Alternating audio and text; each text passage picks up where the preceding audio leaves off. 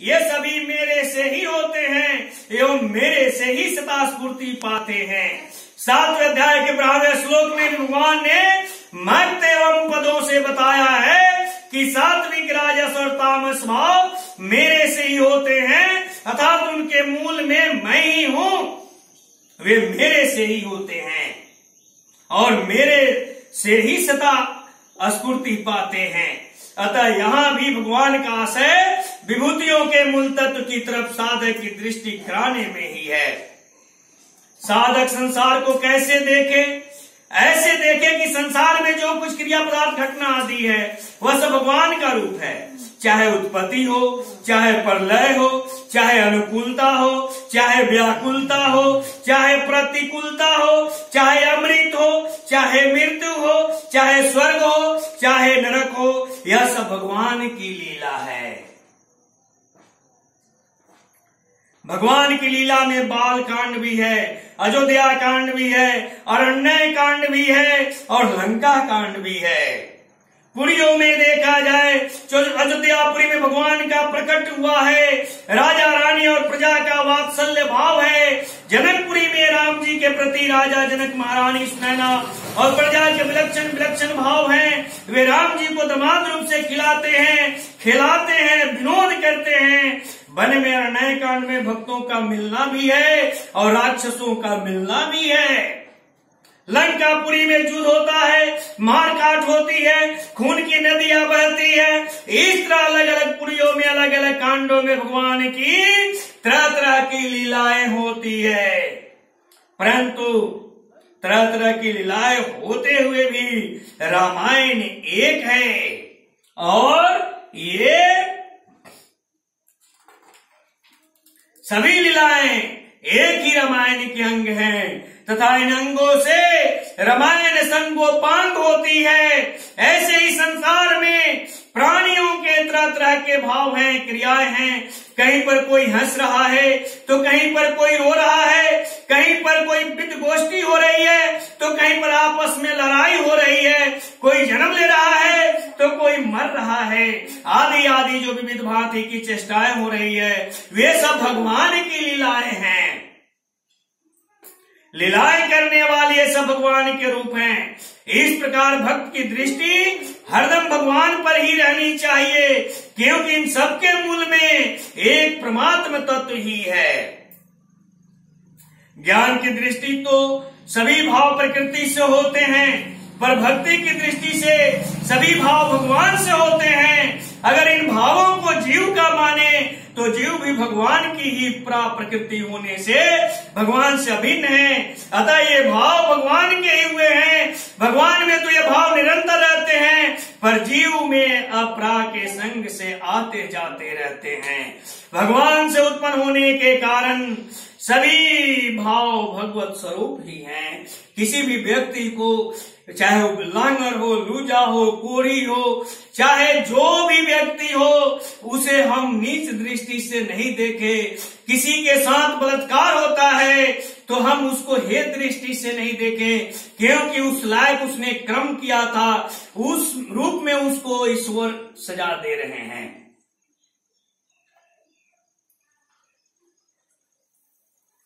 पृथगिव्दा कहने का तात्पर्य है कि जैसे हाथ एक ही होता है पर उसमें अंगुलियां अलग अलग होती है, ऐसे ही भगवान एक ही हैं पर उनसे प्रकट होने वाले भाव अलग अलग हैं। एक ही भाव में अनेक प्रकार के परस्पर विरुद्ध भाव एक साथ रहते हैं।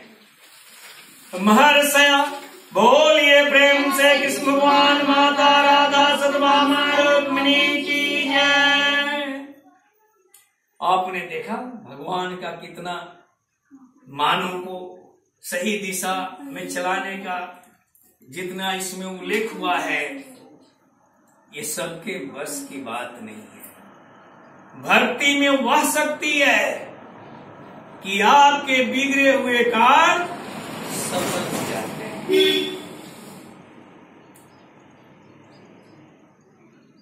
हम भी, जब मेरी शादी हुई थी, भगवान जी शादी हुई थी, मैं सुहाग रात मनाने गया था। मेरी बचपन की सोच थी बड़े सुंदर सुंदर फूल मैं अपने अगल बगल में लगाया करता था। तो हमारी सोच एक सुंदरी काया वाली स्त्री की शुरू से रही। जब मैं अपनी अर्धांगिनी का मुख देखा तो एकाएक लगा कि मुझे फीट मार दिया। फिर एक मन कहा कि वापस चल, लेकिन अंतरात्मा ने कहा कि तू जल्दी से अपने निर्णय बदल, क्योंकि माता पिता तुम्हारे ही ठीक किए हुए हैं, वो तुम्हारे लिए गलत ठीक नहीं किए होंगे, कुछ देख कर ही ठीक किए होंगे। जल्दी इरादा बदल और उसे हृदय में लगा, नहीं तो उस पर बहुत बड़ा पहाड़ टूट पड़ेगी। और मैंने तत्क्षण 1 मिनट में ही अपने निर्णय को वहीं पर बदल दिया। और आपके माता को मैं कब समझा? 2007 में, जब मैं ट्रेन की सफर से गुजर रहा था तो एक कॉमिक्स पढ़े थे और उस कॉमिक्स पढ़ते पढ़ते मैं रेल में ही रो दिया था। सारे लोग कहे कि भाई आप क्यों रो रहे हैं? हमने कहा कि देखिए, मेरे जैसे विमूढ़ व्यक्ति, मुझे ज्ञान के अभाव में मैं काली कलुठी समझ रहा था, ज्ञानहीन समझ रहा था, लेकिन आज जो ये किताब हमारी नजर खोली, न वो काली कलुठी है न ज्ञानहीन है। मैं कैसे अभागा हूं, पापी हूं।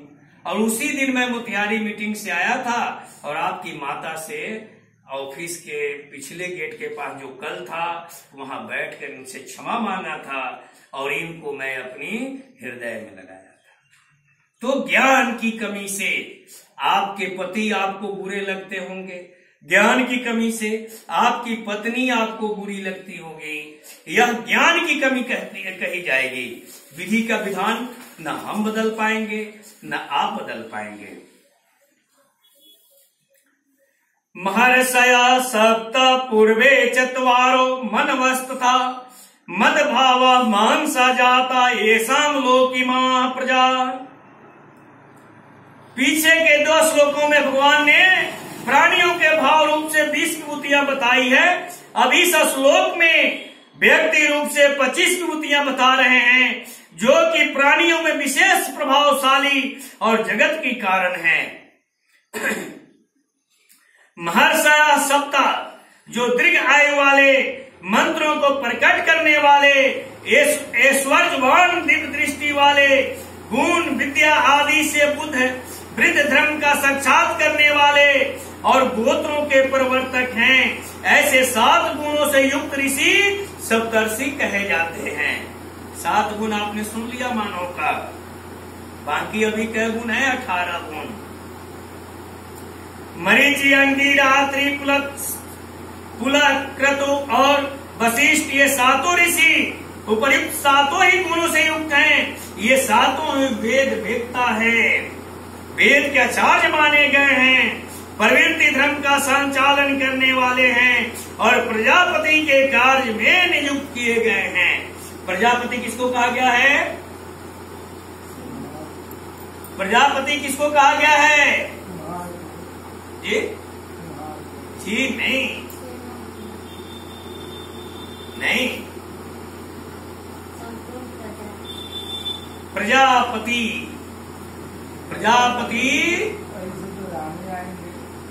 वो स्वयं साक्षात ब्रह्म है। पूर्वे चत्वार, सनक, सनंदन, सनातन और संत कुमार, ये चारों ही ब्रह्मा जी के तप करने पर सबसे पहले प्रकट हुए हैं।